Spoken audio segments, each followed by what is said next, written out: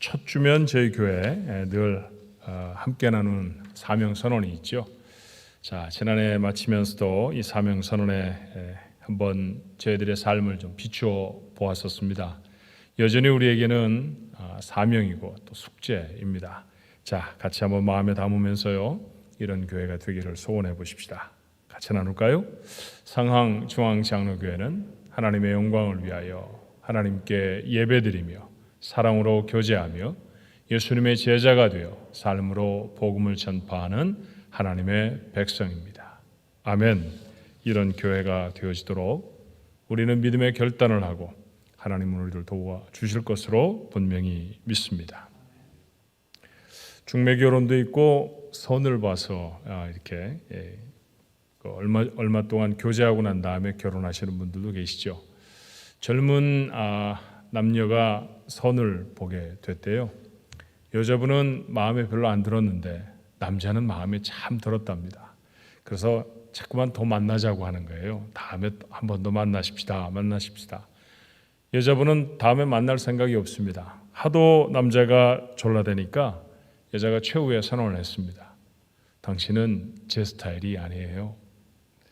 우리 이런 말 참 많이 하죠. 스타일을 구겼다거나 스타일이 괜찮다거나 그런 말 합니다. 몇 년 전에 크리스마스 행사 때 각 전도회가 나와서 이제 자기 전도회의 그 역량을 다 동원해서 우리 하나님 앞에 영광도 돌리고 또 기쁨과 즐거움의 시간을 갖잖아요.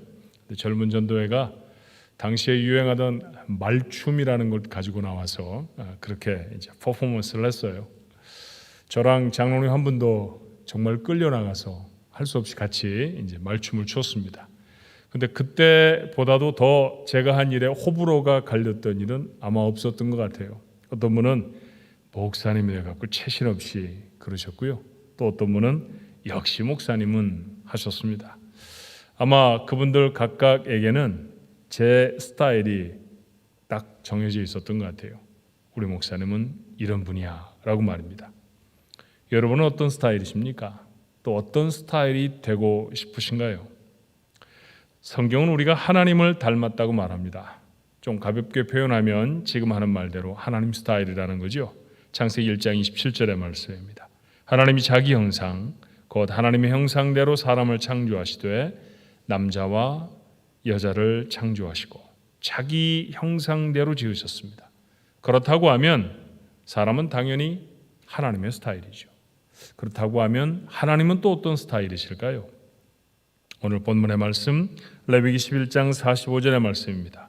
나는 너희 하나님이 되려고 너희를 애굽 땅에서 인도하여 낸 여호와라. 내가 거룩하니 너희도 거룩할지어다. 내가 거룩하니. 하나님은 능력이 있으십니다. 하나님은 선하시고 하나님은 사랑이십니다. 그런데 성경 전체를 통해서 하나님 자신이 스스로에 대해 표현하실 때 거룩이라는 말씀보다 더 많이 사용한 하나님의 성품은 없습니다. 하나님은 거룩하십니다. 그렇다고 하면 그 하나님을 닮은 사람도 당연히 거룩해야 하잖아요. 하지만 첫 번째 사람들은 그 거룩을 지켜내지를 못했습니다. 거짓말하고 책임을 떠넘기고 후에는 사람을 죽이기도 했습니다. 이건 하나님의 스타일이 아니죠. 여러분은 여러분 스타일이 아닌 사람을 보면 만나지 않기도 하고 만약 계속해서 그와 만남을 지속해야 한다고 하면 여러분 스타일을 아마 갖도록 권면하거나 강제할지 모릅니다. 하나님은 어떠실까요? 하나님을 닮은 모습으로 세상에 지어진 우리가 하나님의 모습을 잃어버렸을 때 하나님은 우리에게 명령하십니다. 거룩해라 라고 말입니다. 하나님이 우리에게 무엇을 원하실까요? 다른 것이 아닙니다. 거룩입니다. 하나님 우리를 원래 모습대로 거룩하게 회복시키시는 것, 우리는 그 사건을 구원이라고 말하죠. 그 구원의 사건을 가장 드라마틱하게 기록하고 있는 말씀, 그것이 구약 성경의 출애굽기라 할 것입니다. 하나님은 이스라엘 백성을 출애굽시키셨죠. 석 달쯤 되었을 때 시내산 아래 모아놓으시고 그들에게 이렇게 말씀하셨습니다. 출애굽기 19장 6절의 말씀이에요.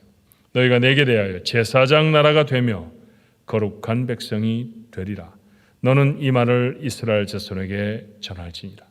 자, 왜 애굽에서 꺼내셨는지, 가나안 땅으로 가서 그들이 도대체 무엇이 될 것인지 하나님은 그들에게 알려주십니다.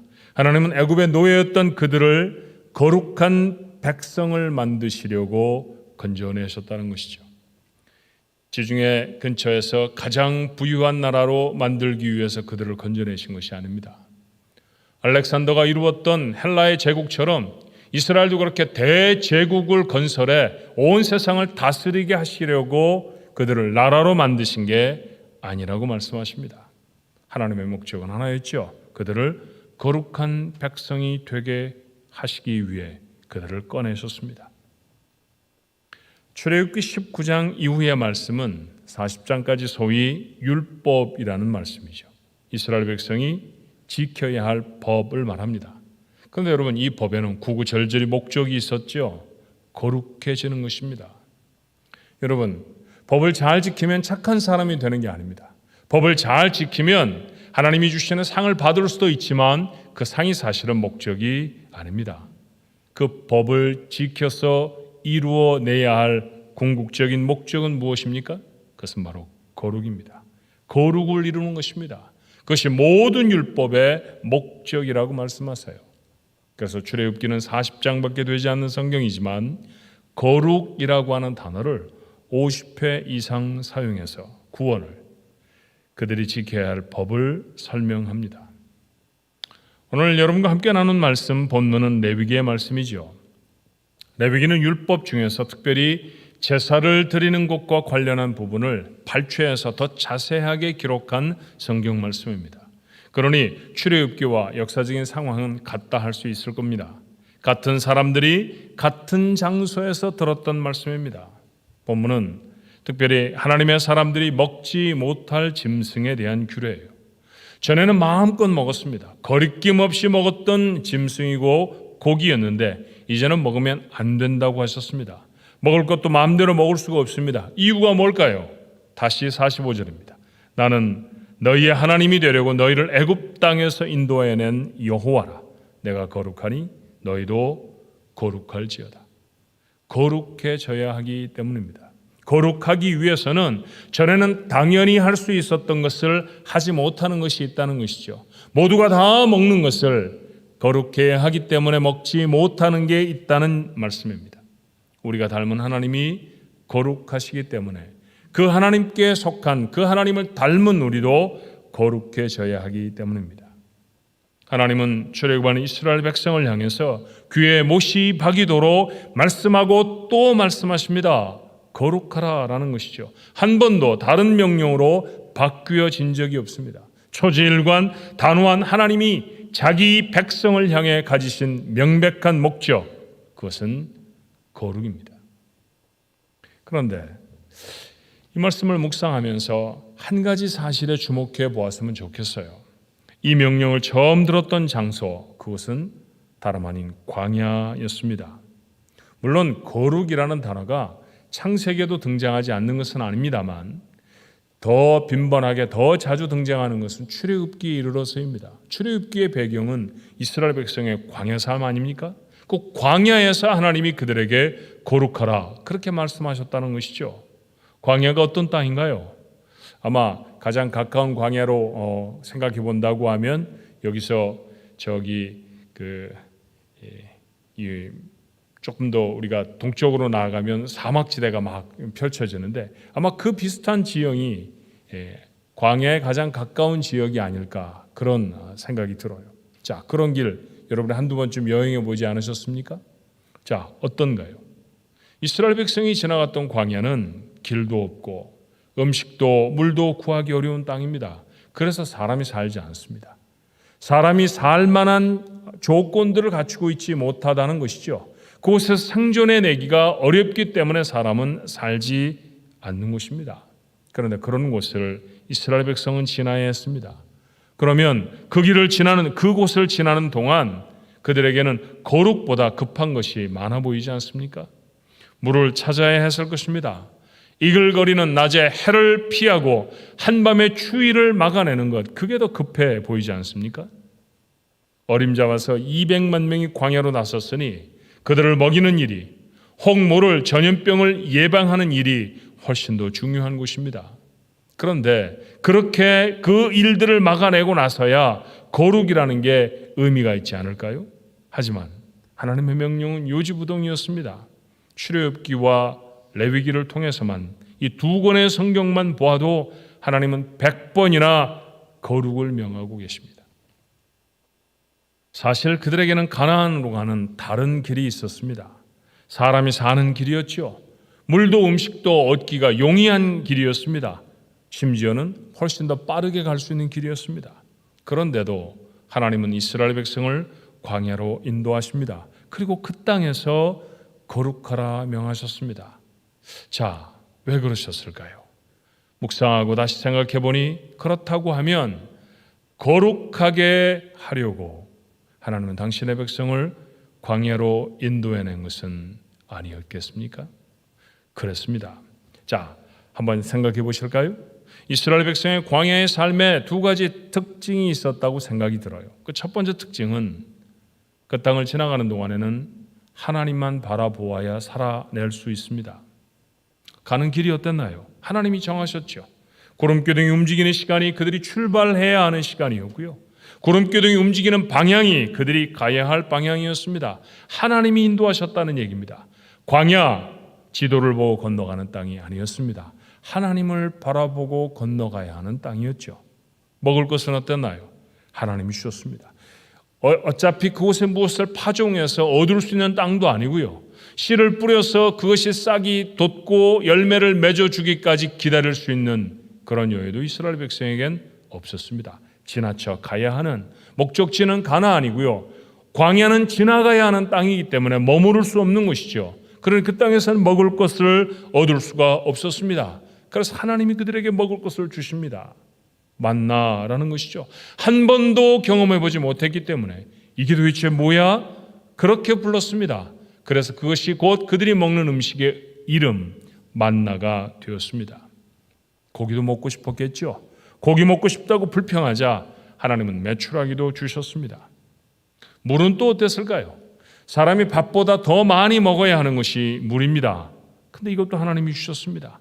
쓴 물은 하나님이 달게 고쳐주셨고 물이 없는 골짜기에서는 바위에서 물이 솟아나도록 만들어 주십니다.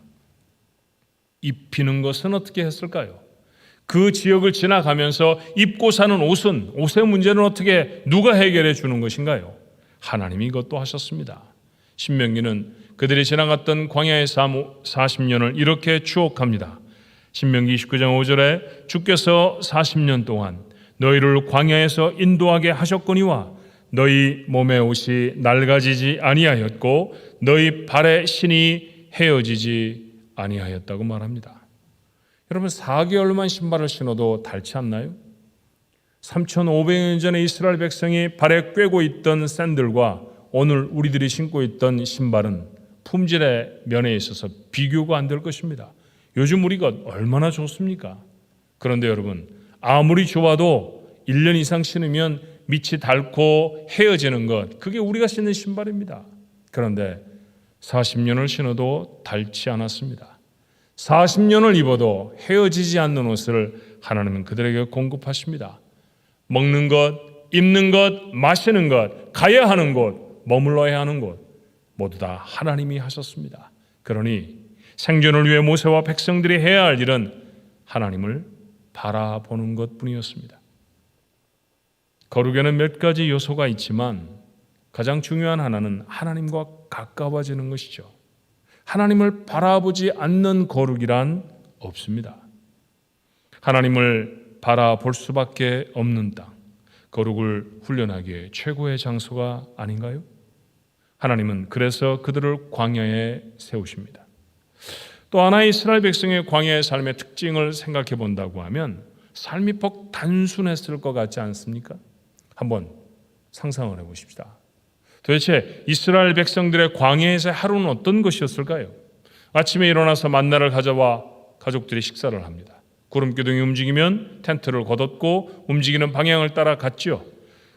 출발해서 누가 먼저 가고 그 다음에 따라가야 될 지파는 어디고 그런 순서만 정해져 있었을 뿐입니다. 그렇게 정해진 순서를 따라 하루 종일 걸었을 것입니다. 저녁이 되면 구름기둥이 멈췄을 것이고요. 어디선가 텐트를 다시 칩니다. 식사를 하고 잠을 잤을 거예요. 대략 이런 삶 아니었을까요? 그 외에 또 무엇이 중요했을 것이며 그 외에 또 어떤 많은 일들을 했을까요? 거의 없었을 것입니다. 그렇게 단순하게 삽니다. 그러나 그들의 삶에 있어서 큰 집, 작은 집 이런 거 없었을 거예요.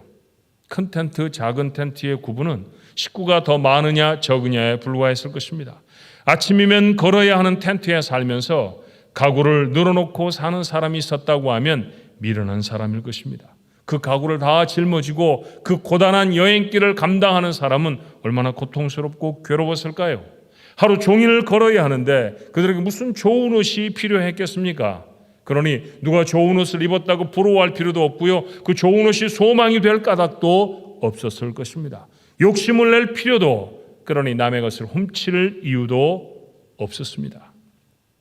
그들이 가나안 땅에 도착해서 왕국을 이루고 밭에서 소출을 거두어내고 집을 짓고 살고 소유를 늘린 이후에 그들이 살아갔던 삶에 비하면 너무나도 단순한 삶입니다. 여러분, 삶이 이렇게 단순해져 버리면 중요한 것이 무엇인지가 명확해지잖아요. 한번 생각해 보십시오. 저희의 삶이 단순합니까? 아이들의 삶이 단순합니까? 둘도 없이 아이들의 삶이 단순합니다. 한 4살 배기 아이의 삶과 40살 먹은 어른의 삶은 비교할 수도 없을 정도의 차이가 있죠. 40살 먹은 사람에게는 중요한 게 참 많습니다. 잘 맞는 골프채도 중요하죠. 그렇죠? 어디를 가려고 하면은 삐까번쩍한 자동차도 참 소중하고요. 입고 나가면 스타일 참 좋은데 이렇게 말하는 옷도 너무너무 소중합니다. 그래서 어른들에게는 옷장도 필요하고요. 골프 클럽을 담아두어야 하는 창고도 백도 필요한 법이죠. 그렇잖아요. 근데 아이들은 달라요. 4살 박이 아이에게 중요한 것은 내고면 충분합니다. 그렇죠. 그것도 마르고 닳도록 가져오는 그거 하나면 됩니다. 그거 누가 가져가면 큰일 나는 것뿐이죠. 요즘 아이들이야 레고 그랬겠습니다만 저 어릴 땐 딱지와 유리로 만든 구슬이었습니다. 그거 호빵 봉지에다 가득 채워놓고 부자 된 것 같은 느낌을 가졌던, 제가 몇 장이나 딱지를 가지고 있었는지 또 구슬은 몇 개나 가지고 있었는지는 확실하지 않지만 그때 그거 가지고 넉넉한 마음이 되어졌던 것, 그거는 확실합니다. 여러분, 얼마나 단순한지 몰라요. 아이에게는 중요한 게 몇 가지밖에 없습니다. 그것만 중요합니다. 삶이 단순해져 버리면 무엇이 중요한지가 분명해지잖아요. 그렇다고 딱지를 중요하게 생각하자, 무슨 장난감 하나를 중요하게 생각하자, 그런 얘기를 하는 게 아니죠. 이미 철이 들은 어른들이 만약에 광야와 같은 땅을 지나간다고 하면, 그래서 삶이 어쩔 수 없이 단순해져 버렸다고 하면 그 가운데 중요한 것들은 분명해집니다. 이스라엘 백성에게 무엇이었을까요? 가족이 중요했을 것입니다. 하루 먹을 양식이 중요하지 않았을까요? 이틀이나 일주일도 아닙니다. 하루 먹을 양식입니다. 그리고 그 양식을 먹고 기운을 내 하나님이 가라고 하시는 땅으로 갈 수 있는 건강이 그들에게 중요했을 겁니다. 그리고 이 모든 것들을 주시는 하나님, 그 정도가 그들에게 중요한 것이었을 것입니다. 그것 붙들고 삽니다. 그것 말고 다른 것 별로 필요한 것이 없었을 것입니다. 멋진 신발, 좋은 재질로 되어진 텐트, 이런 것에 마음을 쓰고 살았던 사람들이 얼마나 되었을까요? 이처럼 단순하게 자신의 삶에 정말로 중요한 것이 무엇인지를 깨달아 그것을 붙들고 살기 시작하면 죄를 지을 수 있는 가능성은 현저하게 줄어듭니다. 여러분, 율법을 읽으면서 정말 이상하다 그런 생각하신 적 없어요? 자, 출애굽기에 나타난 율법 혹은 레위기, 민수기, 신명기 그런 곳에 조금씩 흩어져 있는 율법들을 보면 이스라엘 백성이 그 율법을 받았을 현재 시점에서 보면 별로 불필요한 얘기들이 참 많습니다. 너희들이 집을 짓고 사는데 그 집이 어떻게 저렇게 되면 이렇게 저렇게 해라 이런 말씀들이 있는데 지금 그들은 텐트에서 살잖아요. 너희들이 소를 많이 키울 때 그 소가 길을 가다가 길에서 빠져서 허우적거리고 있으면 그걸 건져주고 건져주지 않고 이런 규정들이 있습니다. 여러분, 그런 거 지금은 별로 불필요한 얘기 아닙니까? 지금 그저 사람 걸어가듯이 소떼와 함께 걸어가면 그만입니다. 무엇을 욕심낼 상황도 아니고 무엇을 소유를 더 늘릴 때도 아닙니다. 그런데도 그런 율법을 쭉 주셨어요. 왜 그랬을까요? 이스라엘 백성의 삶이 더 다양하고 더 복잡해지면 그런 문제들이 생길 것이라는 겁니다. 그러니 사실은 율법을 받았을 때 그 율법의 태반은 이스라엘 백성이 필요가 없습니다. 법이 필요가 없을 정도로 그들은 단순하게 살았습니다. 그러니 그들은 죄를 지을 수 있는 가능성이 이후에 풍성한 삶이 되었을 때보다 현저하게 적었을 것입니다. 그렇게 무엇인가를 내려놓는 삶, 그런 단순한 삶이 되어져야 거룩이 가능해지지 않겠습니까? 맞아요. 그렇게 보면 광야란 거룩을 준비하기 위해 최적의 땅이었습니다. 그래서 하나님은 이스라엘 백성에게 거룩을 이루도록 광야로 인도하여 내십니다. 우리는 역사적인 고난 가운데 서 있습니다. 소망하건대 저도 어느 땐가 할아버지가 되겠죠. 할아버지 되신 분들이 얼마나 기뻐하시고 즐거워하시는지 곁에서 뵙기만 해도 나도 좀 됐으면 좋겠다 싶은데 아직은 가능성이 잘 보이질 않네요. 자, 어느 땐가 할아버지가 됐다고 상상을 해보고요. 자, 손자가 제가 하는 말을 들으면 이해를 할 수 있는 때가 됐다고 생각해 보십시다. 그러면 아마 지금을 말하지 않을까요? 할아버지가 살았을 때 2020년이었어. 2020. 너무너무 힘들었단다. 병이 드는데 사람들이 걷잡을 수 없이 아픈 거야. 그리고 얼마나 많은 사람이 죽었는지도 몰라. 너희들은 지금 마음대로 학교에 갈 수 있지? 그때는 학교도 못 갔어. 여러분 그런 얘기 하지 않을까요? 그래요. 우리는 그렇게 역사적인 시간을, 그런 어려움을 지나고 있습니다. 아마 역사에 가장 뚜렷하고 가장 분명하게 우리가 지나왔던 2020년, 그때는 전염병으로 온 세계가 마비가 되어진 시절이었습니다 라고 기록할 것입니다. 병이 시작된 지 1년 만에 2021년 1월 2일 어제죠.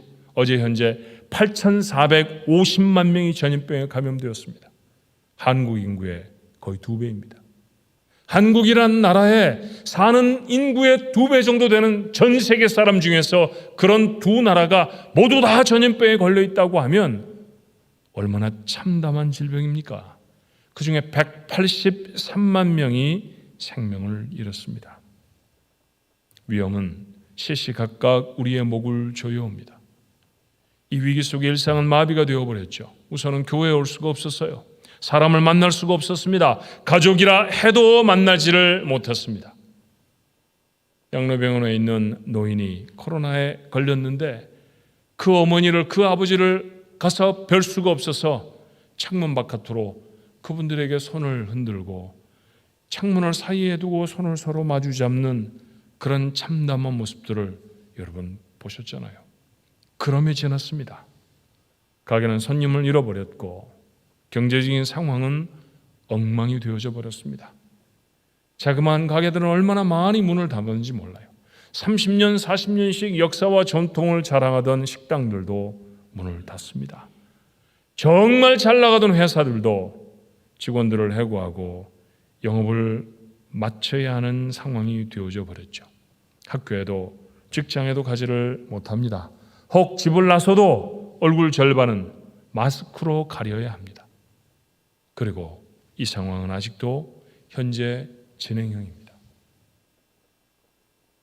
고난의 시간을 지나가는 것을 광야라고 표현한다고 하면 맞습니다. 우리는 지금 광야에 서 있습니다. 현재의 상황을 단어 몇 개, 문장 몇 줄로 정의하는 것은 참 위험한 일입니다. 그러나 상황이 어려워지면 질수록, 성경을 읽고 묵상하면 할수록 이 고난을 통한 하나님의 메시지가 선명해지지 않습니까? 우리가 서 있는 상황도 광야라고 하면 하나님은 이 광야를 지나고 있는 우리들에게 같은 명령을 하고 계시는 것은 아닐까요? 이스라엘 백성들을 광야에 세우시며 거룩해라 라고 명령하셨듯이 우리의 일생에 경험해보지 못한 광야에 다시 선 우리들에게도 하나님은 같은 말씀을 하시고 계신지 모릅니다. 거룩하라고 말입니다. 이 명령을 이루도록 하나님은 여전히 우리를 광야에 두시는 것은 아닐까요? 우리의 상황을 생각해 보니 이 명령이 더 절실해졌습니다.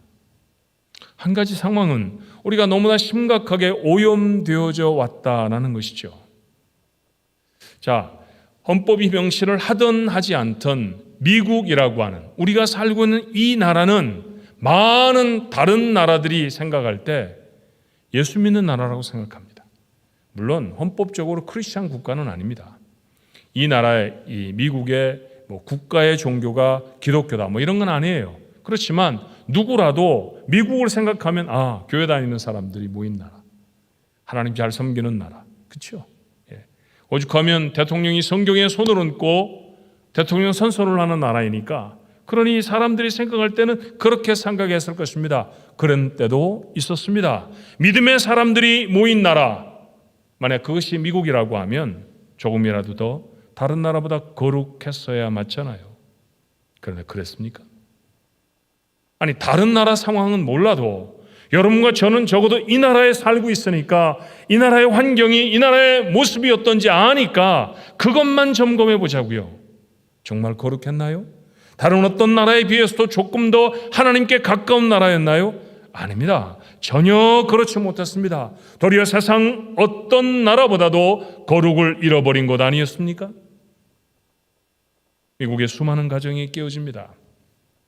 2018년 기준으로 6초에 한 가정씩 깨어집니다. 놀랍지 않으세요? 예수를 믿는 사람들이 대부분의 결혼식을 목사가 주례해서 이루어내는 나라에서 6초에 한 가정씩 헤어지고 깨어집니다. 홀로 된 어머니, 홀로 된 아버지와 사는 아이들이 이제는 보편적인 현상이 되어져 버렸습니다. 왜 이렇게 되어버렸을까요? 흉악한 범죄는 매년 증가하고 있죠. 성적인 타락은 부끄러움을 모르는 짐승의 수준입니다. 미국, 세계에서 가장 부유한 나라입니다. 맞아요.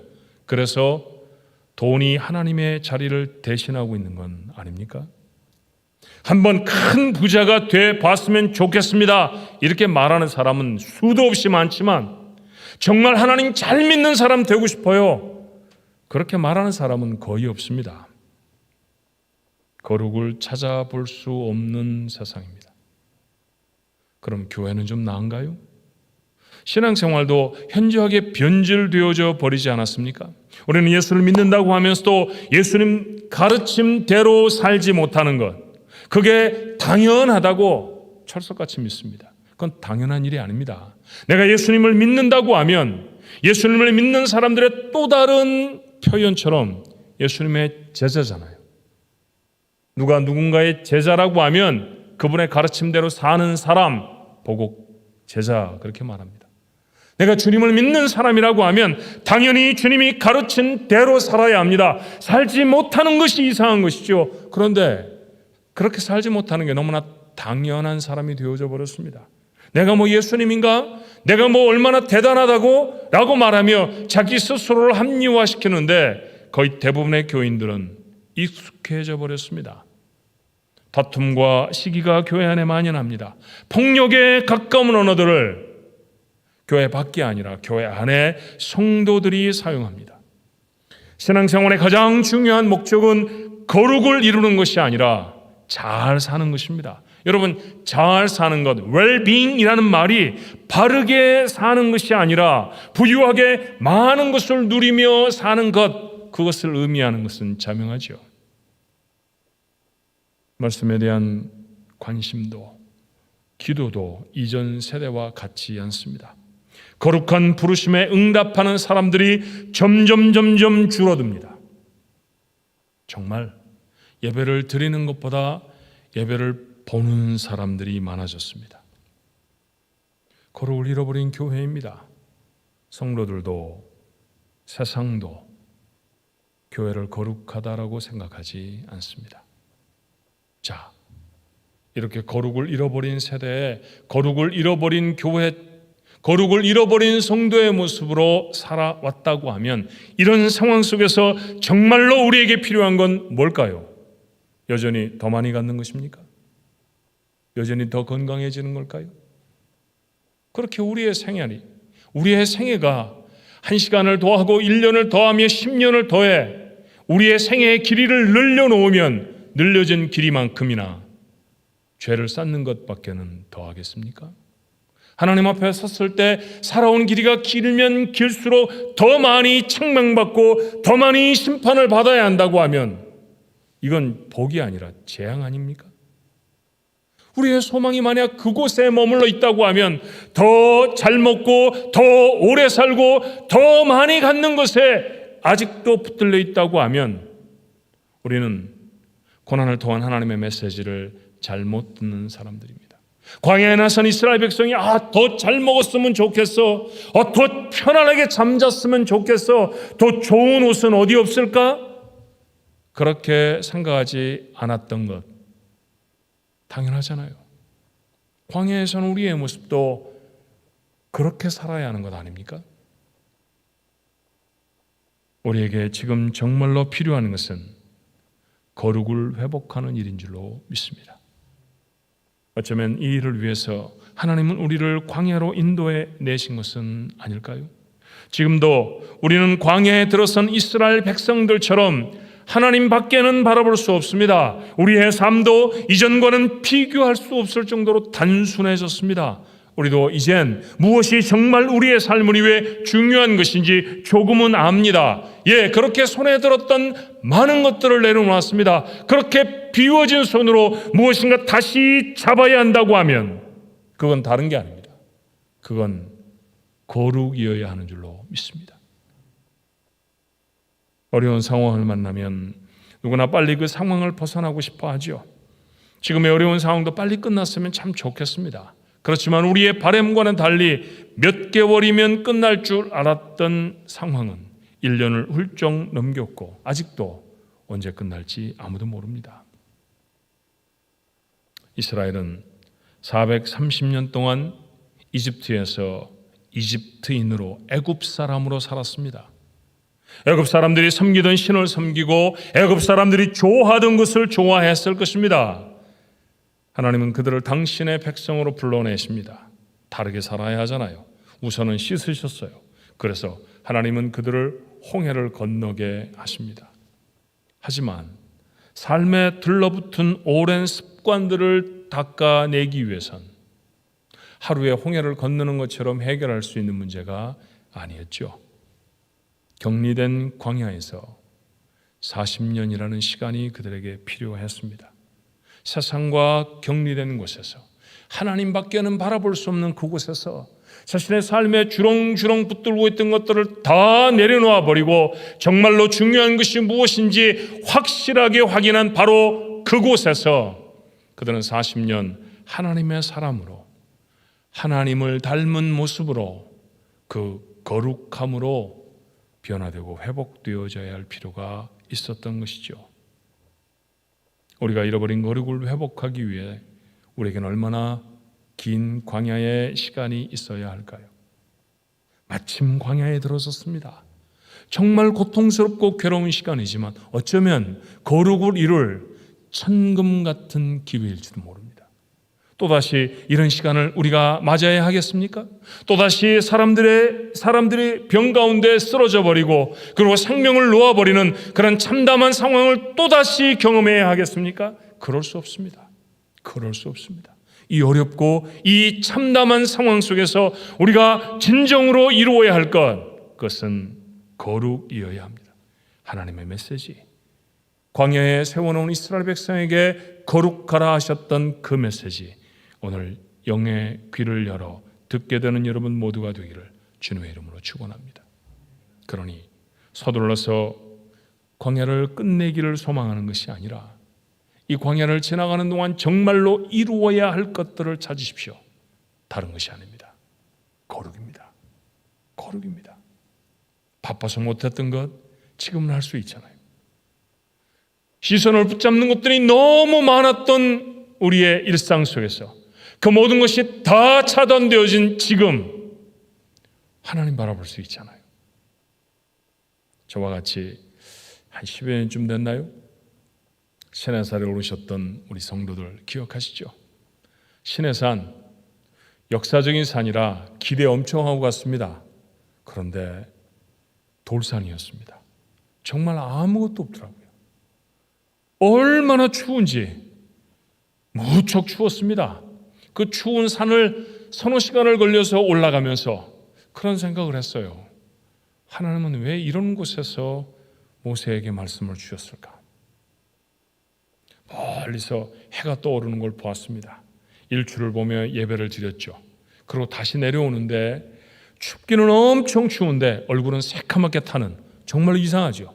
해는 그만큼 뜨거운데 기온은 그렇게 차갑고 괴로운 곳이었어요. 내려오는 길에도 마찬가지였습니다.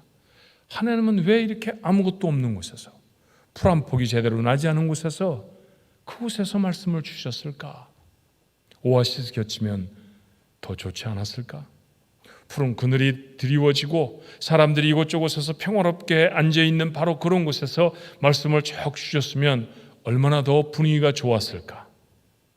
거의 다 내려왔을 때 우리 식구들 모두가 똑같이 깨달았던 하나가 있었습니다. 맞아요. 이곳에서 말씀을 주신 까닭은 말씀밖에는 볼 수가 없어서예요. 아무것도 볼 게 없었어요. 도대체 뭘 볼 것입니까? 무슨 경치를 볼 것이며 무슨 시선을 끄는 것들이, 아름다운 나무, 멋진 돌, 아무것도 없었습니다. 생존하기 위해 바람을 피해 웅크려야 할 그 돌 곁, 그것밖에 없었어요. 바로 그런 곳에서 하나님 말씀 주십니다. 맞아요. 그곳에서는 하나님밖에, 말씀밖에는 볼 수가 없었습니다. 하나님 그렇게 말씀하시죠. 그렇게 천둥벌구성이 같은 그런 맨 땅에 우리를 세우시고 말씀을 주시며 하나님 바라보라고, 그곳에서 거룩을 이루라고 이스라엘 백성에게 말씀하십니다. 지금 우리의 삶이 그런 건 아닙니까? 거룩을 이루어내는, 그래서 마땅히 고난을 지나가며 이루어야 할 귀한 열매를 이루는 여러분 모두가 되기를 간절히 바랍니다. 2021년 새로운 시간이죠. 보통 이렇게 새로운 시간을 맞이하면 인사를 희망찬 새해 이렇게 말합니다. 그런데 희망찬 새해라고 하는 말보다는 위기의 새해라고 하는 말이 더 마음에 와 닿지 않아요? 하지만 이 위기의 시간에 우리 중환 가족들은, 오늘 한 해 첫 번째 예배를 드리고 있는 하나님의 사람들은 더욱 거룩을 이루는 하나님의 사람들, 그런 교회가 되어야 할 줄로 믿습니다. 그래서 2021년에 중앙장로교회 표 기도의 제목은 위기에 더욱 거룩을 이루는 교회로 정했습니다. 난 여러분에게 또 거룩하라는 같은 얘기를 여러 번 반복해 드릴 것입니다. 잔소리로 들으시겠습니까? 그렇다고 하면 출애굽기 레위기에 100번씩이나 거룩을 명하신 하나님의 말씀도 잔소리라고 하시겠습니까? 돈을 좀 못 벌어도, 장수를 누리지 못해도, 모두가 우러러버린 자리에 오르지 못한다고 해도, 갖고 싶은 것들을 가지지 못해도, 그래도 거룩은 이루어야 합니다. 그것이 하나님의 자녀의 모습이기 때문이죠. 이 어려운 때 기필코 우리가 이루어야 할 숙제는 다른 것이 아니라 거룩인 줄로 믿습니다. 하나님은 우리에게 명령하시죠.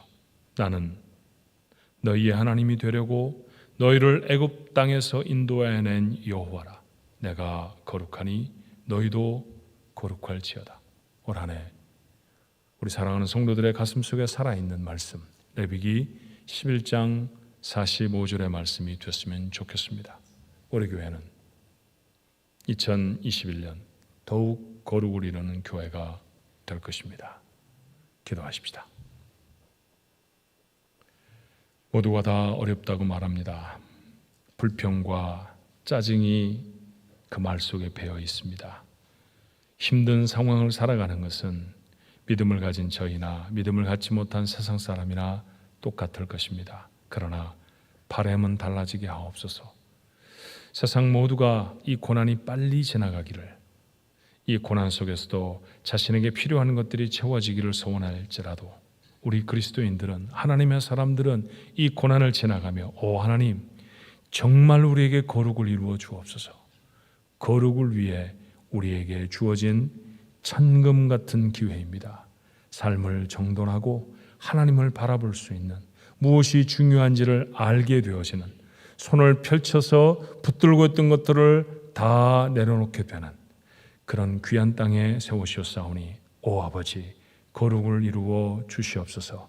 기도하며 주 앞에 서는 자 되게 해 주시옵소서.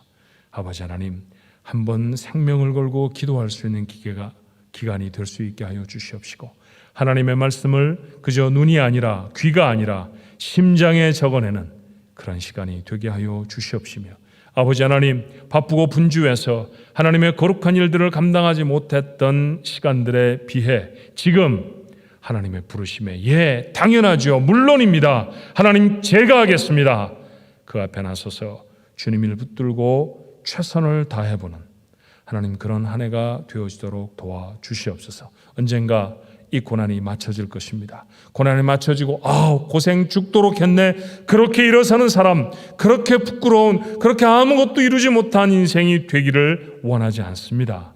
고난을 마치시고 하나님 앞에 영광을 돌리는 자리에 세우셨을 때 우리의 모습이 더 거룩해진 사람들 되게 하여 주시옵시고, 그 모습을 보시는 우리 하나님의 마음에 기쁨이 되어지도록 도와주시옵소서. 위기에 더욱 거룩을 이루는 교회, 올 한 해 우리 교회의 모습이 되어지도록 성도들을 붙잡아 주옵소서. 예수님의 이름으로 간절히 기도하옵나이다. 아멘.